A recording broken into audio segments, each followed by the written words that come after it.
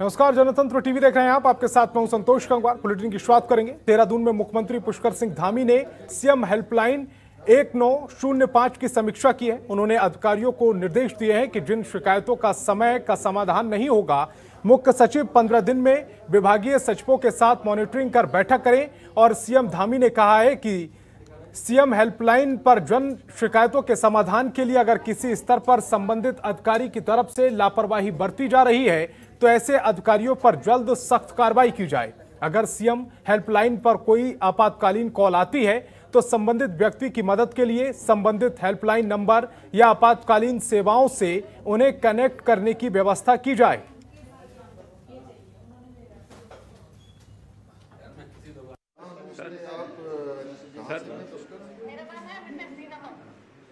बीना, अच्छा, thank you so much. मैं हम लोग हमारे नंबर इशू किया है, इसलिए thank you so much sir. और जो सर्विस आप देते हैं बहुत बढ़िया है सर। आप जो काम कर रहे हैं उसके लिए तो आपको बहुत सर मेरा नाम है मिसेस बीना, अच्छा, थैंक यू सो मच। मैं हम लोग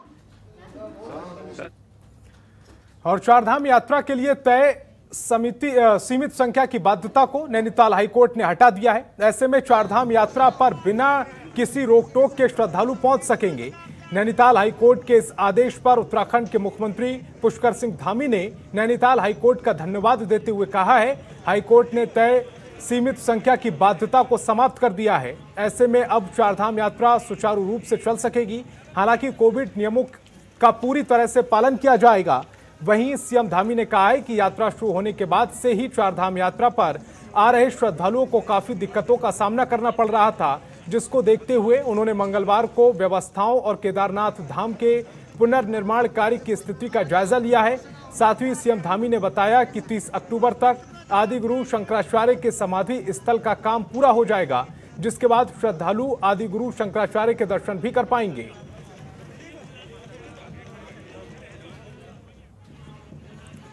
यहाँ पर मूर्ति स्थापित होनी है, वो जगह पर निर्माण कार्य शुरू हो गया है और मैं समझता हूँ कि हाँ 30 अक्टूबर तक जो है वो हमारी जो है आदिगुरु शंकराचार्य जी की जो मूर्ति है, क्योंकि उसमें बेसमेंट बन गया है।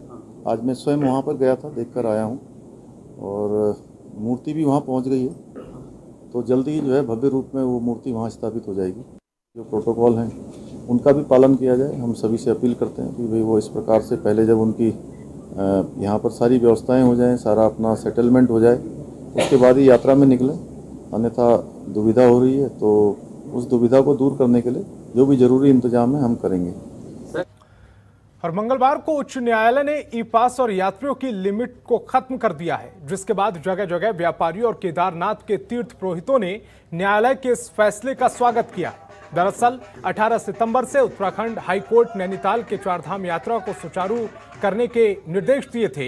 हाईकोर्ट ने यात्रा में ई पास और सीमित संख्या की बाध्यता रखी थी, जिसके चलते हजारों की संख्या में यात्री केदारनाथ के दर्शन नहीं कर पा रहे थे और यात्रियों को जगह जगह वापस लौटना पड़ रहा था। इसके अलावा होटल, लॉज, घोड़ा खच्चर, डंडी कड़ी सहित अन्य व्यापारियों को भारी नुकसान उठाना पड़ रहा था।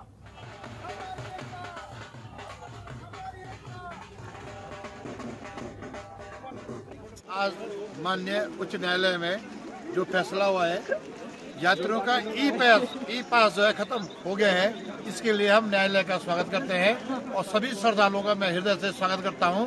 कहीं पर भी आपके साथी हो, आप उनको बोल दें कि चारों धामों में यात्रा में चले। जय श्री केदार।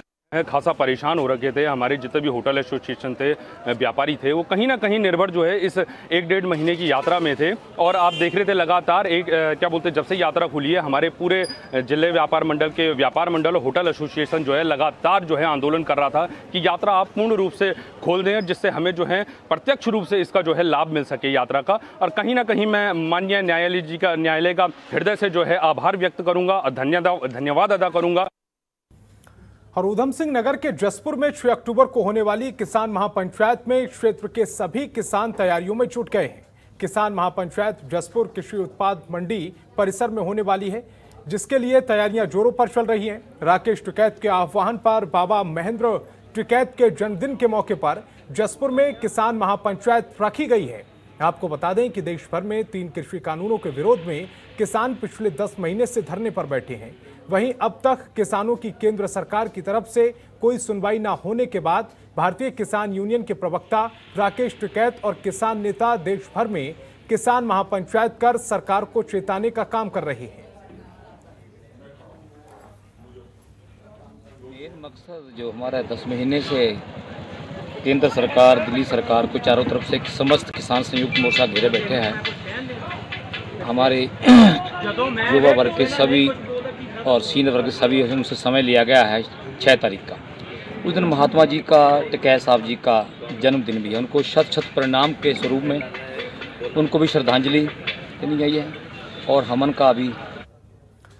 और उत्तराखंड में आम आदमी पार्टी 2022 विधानसभा चुनाव को लेकर लगातार तैयारियों में जुटी हुई है। आम आदमी पार्टी अपने वादों से राज्य में जनता के वोट साधने में लगी है।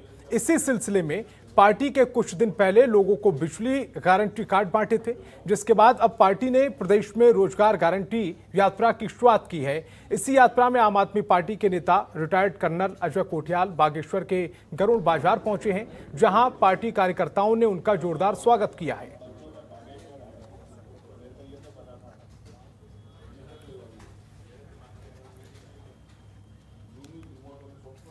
दो 2022 के विधानसभा चुनाव को लेकर बीजेपी ने अपनी तैयारियां शुरू कर दी हैं, जिसको लेकर बीजेपी के जिला अध्यक्ष रघुवीर सिंह बिष्ट का कहना है 2022 में बीजेपी अपने किए गए विकास के कामों के दम पर जनता से वोट मांगने जाएगी और 2022 विधानसभा चुनाव में ज्यादा बहुमत से उत्तराखंड में अपनी सरकार बनाएगी। वहीं बद्रीनाथ विधायक महेंद्र भट्ट का कहना है कि आगामी चुनाव में पार्टी ज्यादा वोटों से जीत दर्ज करेगी।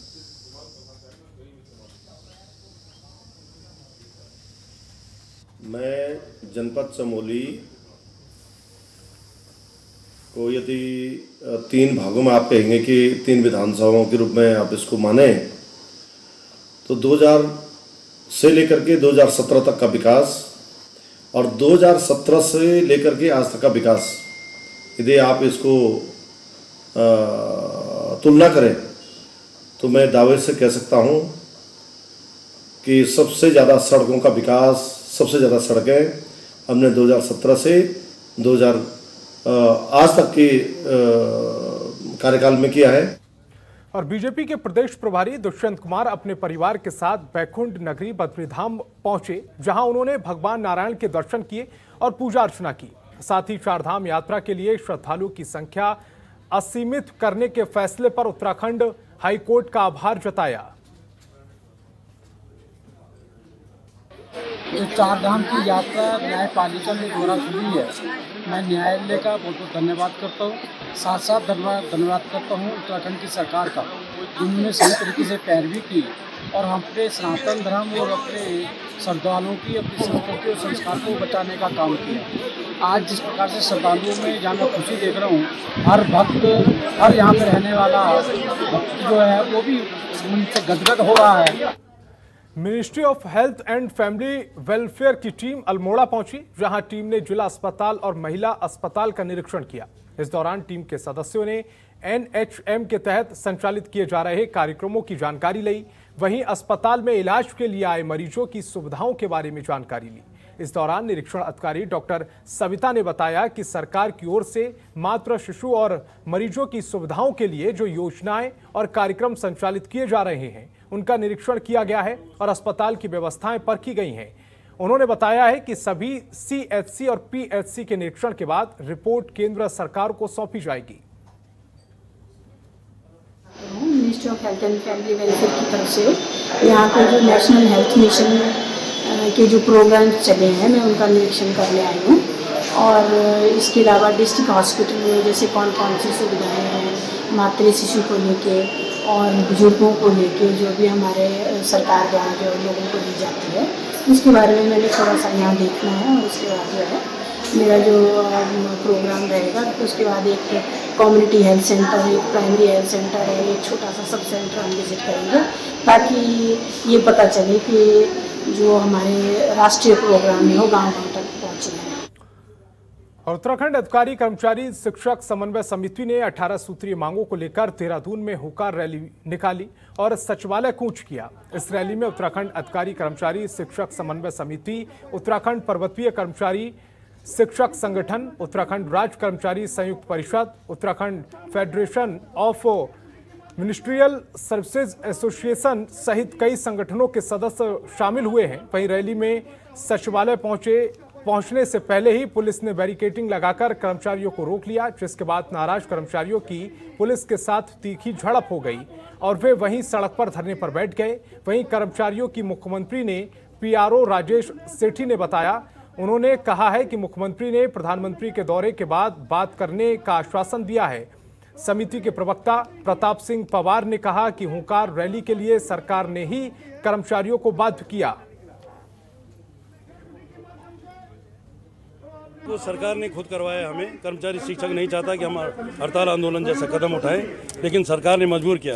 4 साल से, विगत 4 साल से हम पूर्व मुख्यमंत्री त्रिवेंद्र रावत जी हों, चाहे तीरथ सिंह रावत जी हों, वर्तमान मुख्यमंत्री, हमने इनको समय पर जो है अपना ज्ञापन दिया। हमने कहा हमारी जो है मुख्य सचिव आपकी अध्यक्षता में एक मीटिंग होनी चाहिए और कर्मचारी शिक्षकों की जो ज्वलंत समस्याएं हैं उनको दूर किया जाए। जैसे पूर्व में भी 6-6 महीने में जो बड़े परिसंघ हैं उनके साथ मुख्यमंत्री जी खुद अध्यक्षता करते थे, मुख्य सचिव, वित्त सचिव और मुख्य कार्मिक सचिव उसमें भाग लेते। खबरों के निष्पक्ष विश्लेषण के लिए सब्सक्राइब करें Jantantra TV and press the bell icon. Never miss any update.